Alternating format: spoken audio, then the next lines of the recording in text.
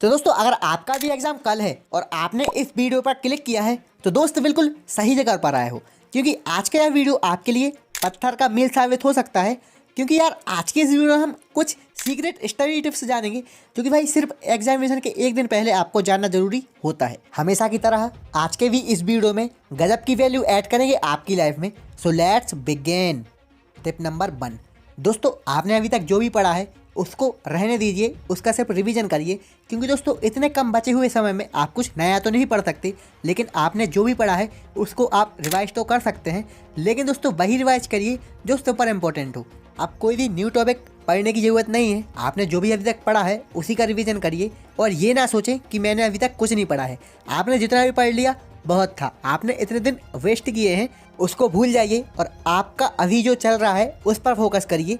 कल आपका जिस भी सब्जेक्ट का एग्ज़ाम है उसके लिए आपने कुछ तो प्रिपेयर किया होगा, कुछ तो पढ़ा होगा उसके लिए, तो फिर उसी के लिए रिवाइज करें। अगर आपने अभी तक कुछ नहीं पढ़ा है, कल आपका एग्ज़ाम है, तो टिप नंबर 5 आपके लिए ही है, तो इसको बिल्कुल भी मिस ना करें।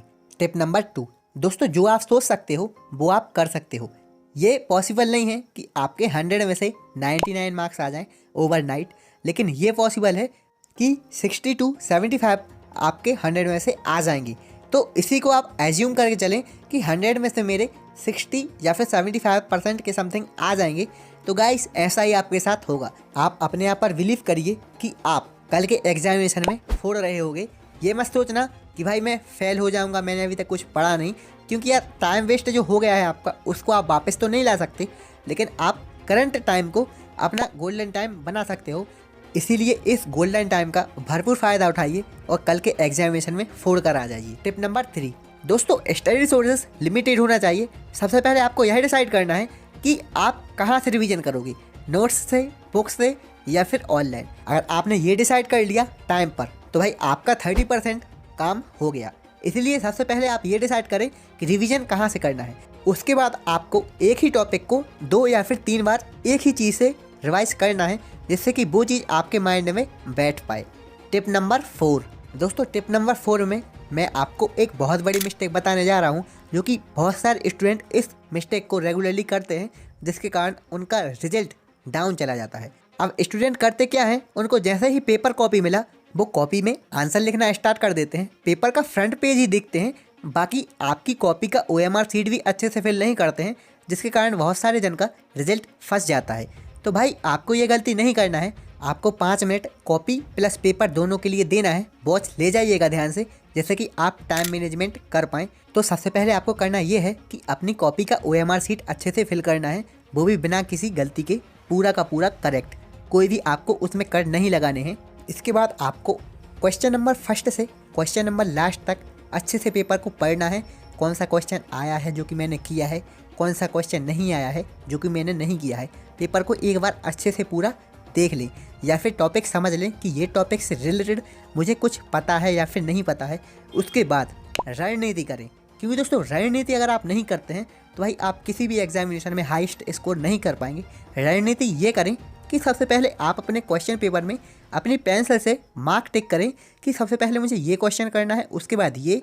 लगातार आपको 4 या फिर 5 क्वेश्चन या फिर रेगुलरली 2 क्वेश्चन ऐसे करने हैं जिसका आंसर आपको करेक्ट पता हो। इससे होगा ये कि आपके जो स्टार्टिंग के कॉपी के पेजेस रहेंगे उसमें नीट एंड क्लीन यानी कि क्वालिटी कंटेंट लिखा रहेगा, जिससे कि भाई एग्जामिनर जो कॉपी चेक करेगा उसको आइडिया लगेगा कि इंटेलिजेंट स्टूडेंट की कॉपी है। क्योंकि दोस्तों first impression is the last impression, इसलिए आपको इस चीज़ का विशेष रूप से ध्यान रखना है। अब चलते हैं मोस्ट इम्पोर्टेंट टिप नंबर 5 की ओर।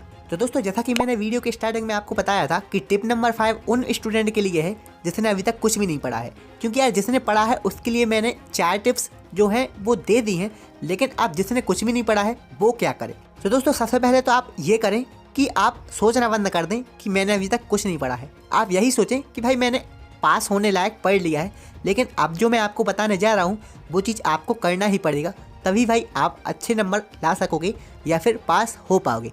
तो गाइस करना आपको ये है कि आपको टॉप 20 या फिर टॉप 10 या फिर टॉप 5 क्वेश्चंस जो कि आपके सब्जेक्ट के हैं, दोस्तों कोई भी सब्जेक्ट हो, कोई भी एग्ज़ाम हो, टॉप क्वेश्चंस तो रहते ही हैं जो कि रेगुलरली आते रहते हैं। तो जितने भी टॉप क्वेश्चंस आपसे हो पा रहे हैं जो कि रेगुलरली आते रहते हैं वो कर लीजिए। मिनिमम टॉप 5 रखिए जो कि भाई रेगुलरली आते रहते हैं, सिर्फ उन्हीं को तैयार करिए और उन्हीं का रिवीजन करिए। बाकी की जो मैंने आपको टिप्स बताई हैं 4, उनको आप फॉलो करिए। अब आपने 5 टॉपिक तो कर दिए गाइस, अगर आपने वही टॉपिक किए हैं जो रेगुलरली आते रहते हैं तो 5 में से मुश्किल ही है कि 2 या फिर 1 ना आए। 5 में से 1 ना 1 तो आएगा ही। बाकी के बचे टॉपिक्स में से कुछ क्वेश्चंस ऐसे होंगे जो कि आपको सामने दिख रहे होंगे, लेकिन सिर्फ आपको उनका बेसिक आइडिया होगा, आपने पढ़ा नहीं होगा, लेकिन क्वेश्चन मैच कर रहे होंगे। एज अ एग्जाम्पल आप पढ़ के गए हैं व्हाट इज ट्रांसफॉर्मर, लेकिन पेपर में आ गया है explain principle of transformer, also explain types of transformer. तो आपने ये तो पढ़े नहीं है, लेकिन आपने ये टॉपिक पढ़ा है ट्रांसफॉर्मर। तो कहने का मतलब आपने जो भी पढ़ा है ट्रांसफॉर्मर के बारे में वो लिख कर आ जाइए, ये होता क्या है, इसका प्रिंसिपल, और ट्रांसफॉर्मर से रिलेटेड कोई भी क्वेश्चन आ गया तो आप इसी को लिख कर आ जाइए, आपका आंसर गलत नहीं होगा। अगर 5 मार्क्स का क्वेश्चन है तो 2 या फिर 3 मार्क्स आपके लिए आउट ऑफ 5 मार्क्स मिल जाएंगे।